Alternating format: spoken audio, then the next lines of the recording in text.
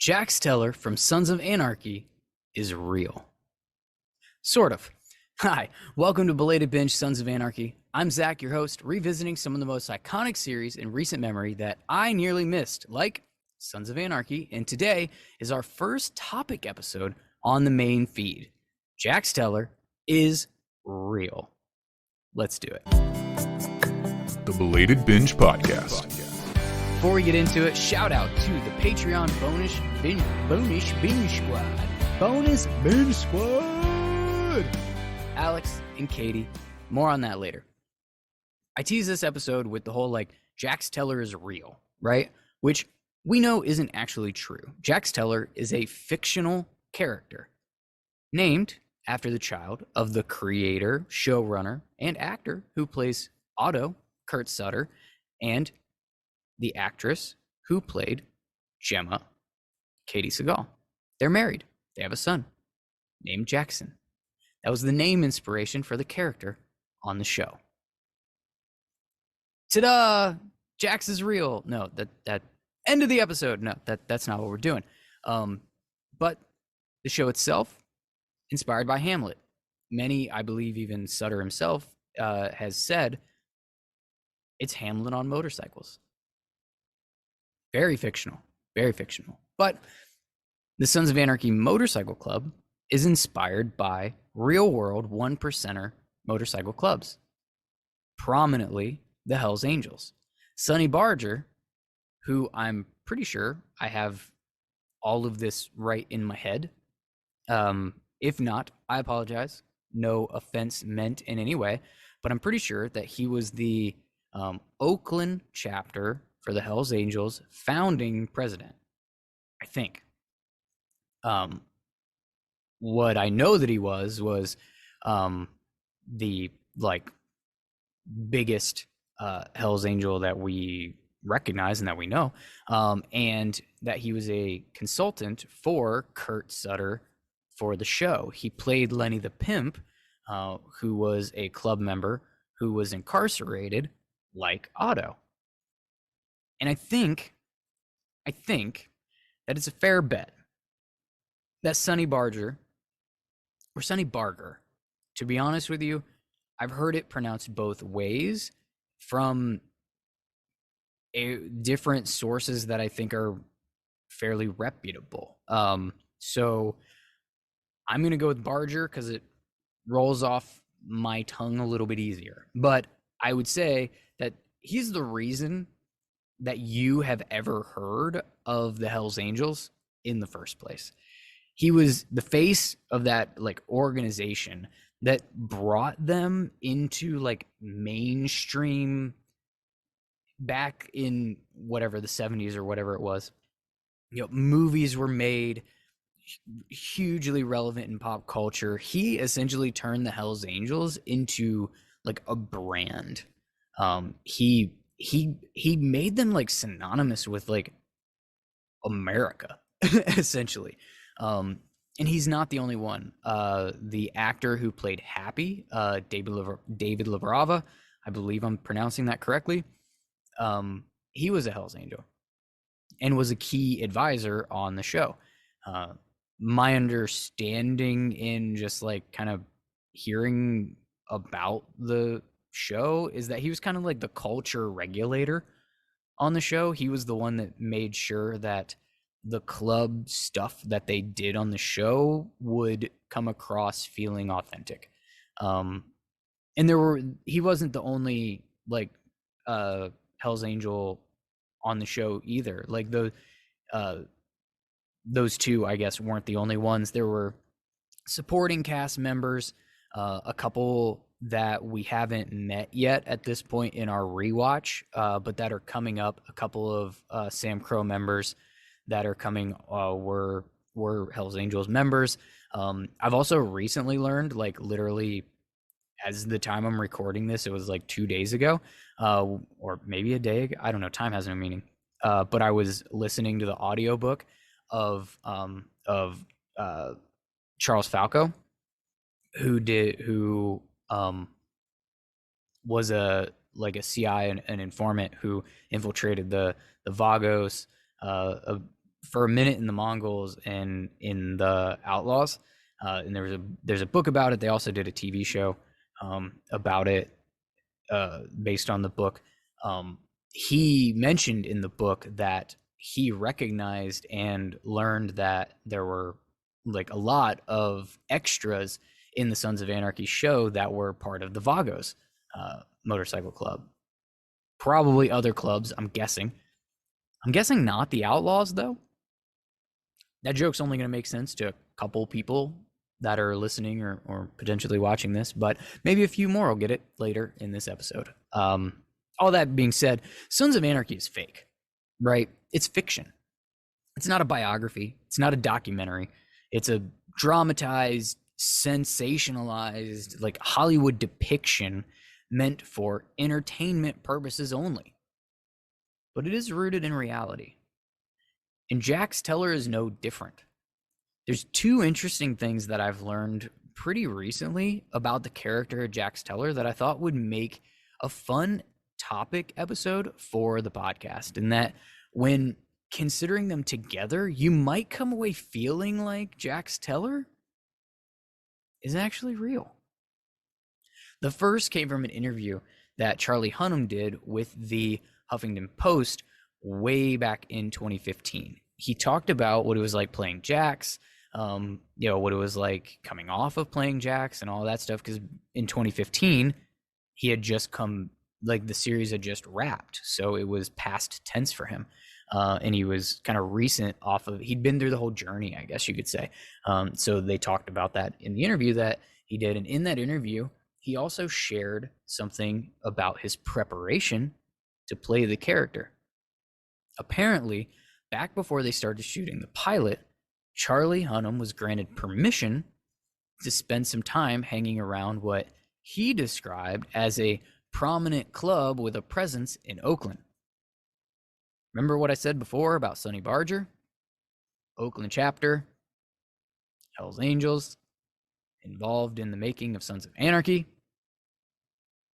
I'm not saying anything, but might be a connection there. During this time that Charlie was researching and getting like a taste for club life, he spent a lot of time around one young man in particular. And apparently they got pretty close. Charlie himself described I'm going to call him a kid, of being Jax Teller. His father was a patch member. He'd been around it his entire life. He was the heir apparent, according to Charlie. And in the article, he depicted how much he fascinated this kid. He called him an old school outlaw cowboy. He paints this picture of a modern day gunslinger, like the quintessential outlaw. And Charlie seemed to just admire the charisma, his attitude, his presence, just everything about him. And he took a lot away from that. And apparently, the week after Charlie left, that young man was killed. He was 22. Charlie Hunnam had gotten a necklace of his, and apparently he still keeps it as a memorial to that kid. The kid who Charlie based everything he did as Jax Teller on. He said this. The jeans he wore, the shoes he wore, the attitude. Charlie Hunnam was pretending to be this young biker that he knew and had gotten to know. The real Jax Teller. I found that story fascinating because you understand that actors who play roles, they're not those people, right? They have to do research. They have to take inspiration from other people when deciding how they're going to act. They're actors. They're acting. They have to make decisions and choices of how they're going to act as the character that they're bringing to life. And Charlie Hunnam chose to base his character on a real person that he spent time with. The real Jax Teller. Just thought that was pretty cool. The second story that I heard came from the Original Gangsters podcast. That's where I heard it.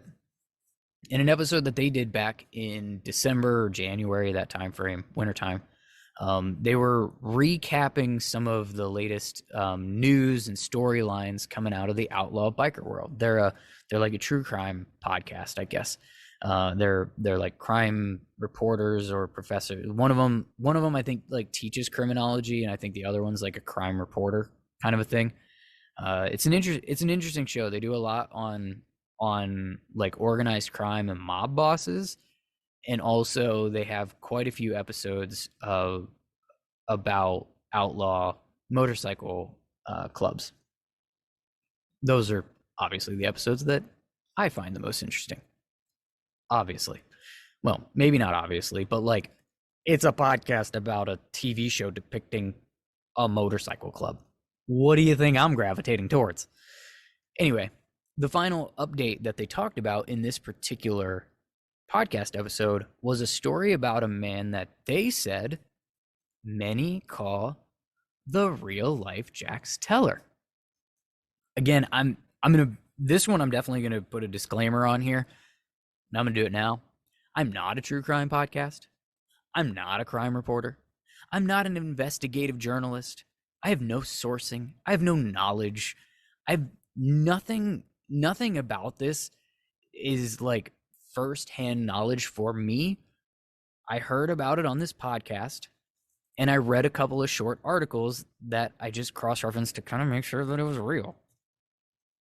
But what I heard and what I read is that Jojo Noe, or Jojo No, it's spelled Noe, and I don't know how to pronounce it, and neither did the guys on the podcast. And it's in the articles that I read. I was reading it, so I don't know here. But let's just make it all rhyme and call him Jojo No, or just call him Jojo. He's a member of the Outlaws Motorcycle Club, located on the East Coast of the country. Stop me if any of this sounds familiar. He's a pretty young man. He's around 30 right now, if my math is mathing. He has long blonde hair. He is a legacy member of the Outlaw Motorcycle Club. His dad is a president of a chapter on the East Coast. And Jojo has recently been put into a position of expanding the club's presence into a new town out on the East Coast, leading to the opening of a new chapter that they're putting out there. Any bells being rung for you at all here? At least that's what he was doing anyways at the time of the altercation in which this story was actually about. I'm going to kind of go backwards, but in September of 2022, Jojo was found not guilty on murder charges from an incident 2 years prior to that. In September of 2019, Jojo had gone to a known like biker hangout with his uncle and his fiance. The bar or restaurant, like whatever this place is, I'm not familiar with it. I don't even know what it was called. Has what they call a no colors policy. So basically what that means, if you haven't like gathered all of the slang from the Sons of Anarchy show or anything like that, but colors is the patch insignia for the clubs. So he was in this establishment that has a no colors policy without his cut on.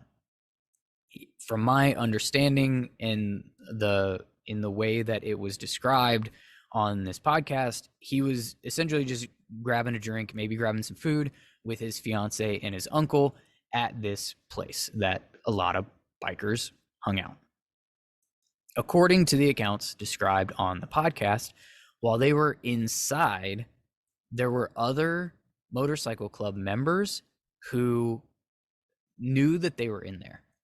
And that club was the Sidewinders, apparently. And I guess that's a support club for the Hells Angels, I think, is if I'm piecing all of this together. in that area. And the Outlaws and the Hells Angels have been feuding for decades. It's gotten very, very ugly at times. And I guess if you're, a Hells Angels support club, you see a big, a leader of an outlaw club, member at a place.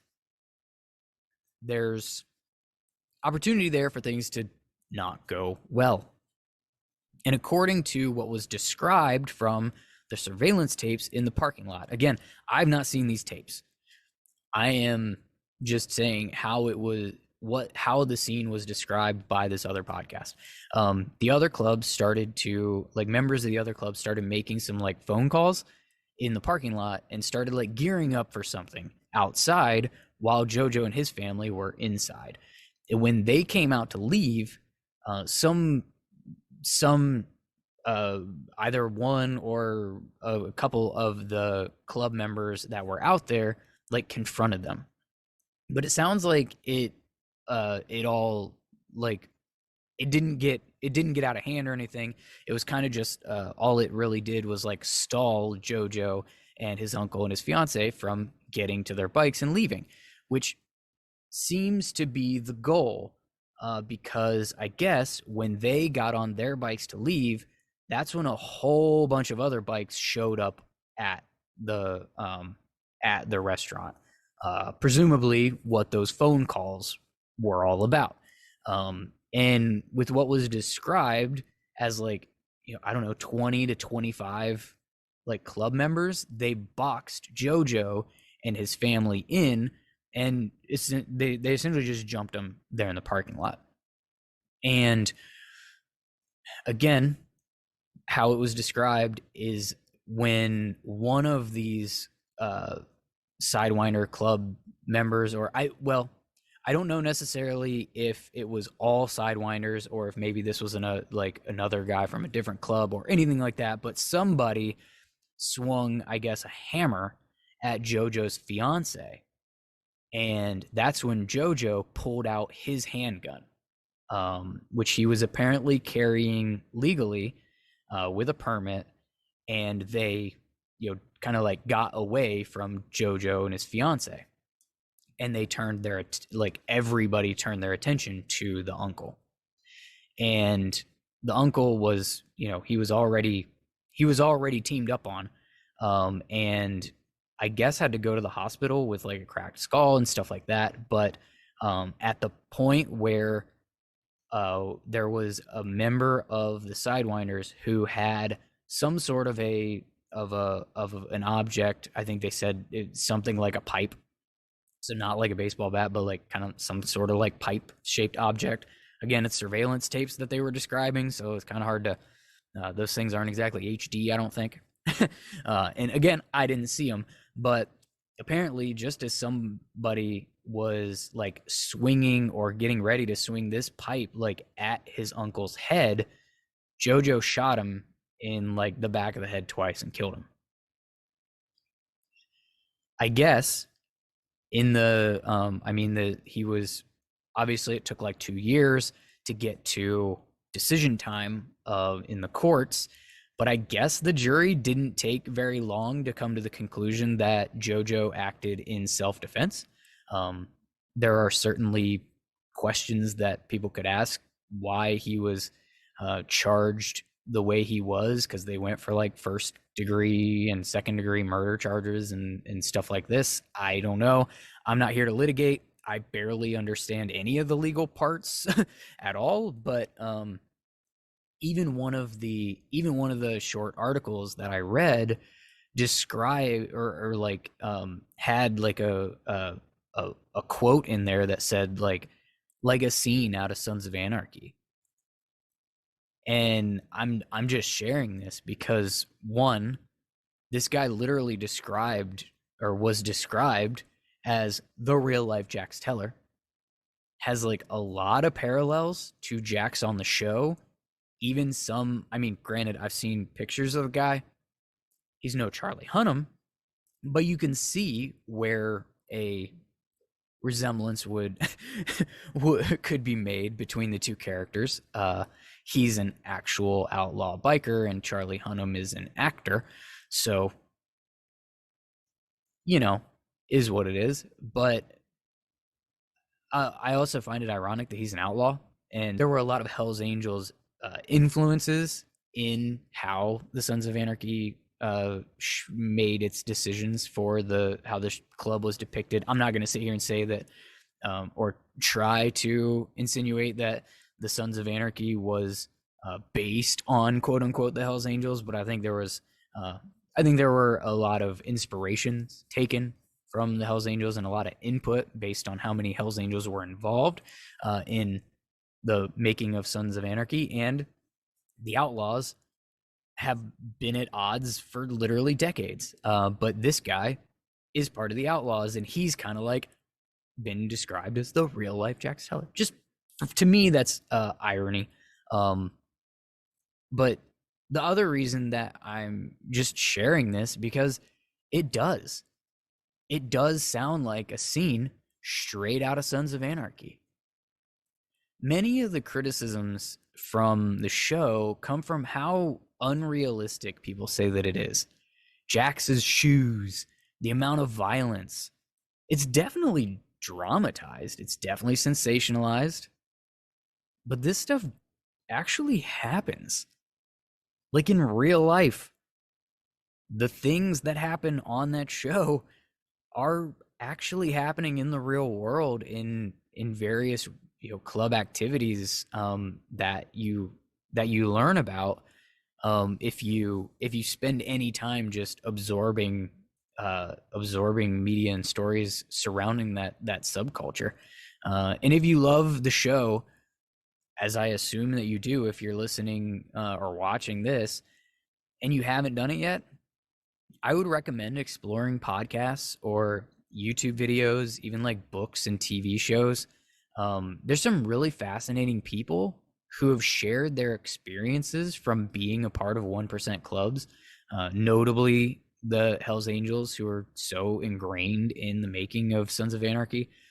A few names that at least I'm familiar with and have learned a little bit about in doing this is like George Christie, who was a chapter president and a leader for the Hells Angels during the same time frame that that Sonny Barger was like the main club president. From my understanding of just absorbing this stuff, they were kind of like the two most prominent names for a time in the U.S. For that club.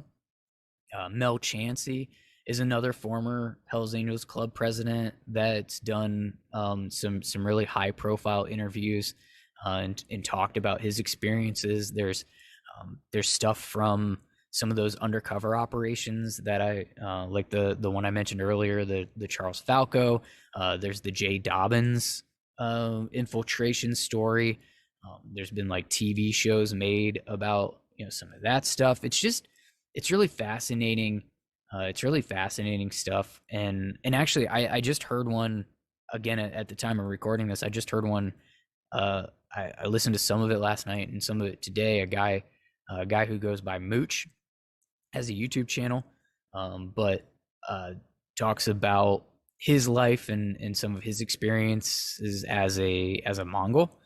There's just some really interesting stuff out there, and it does.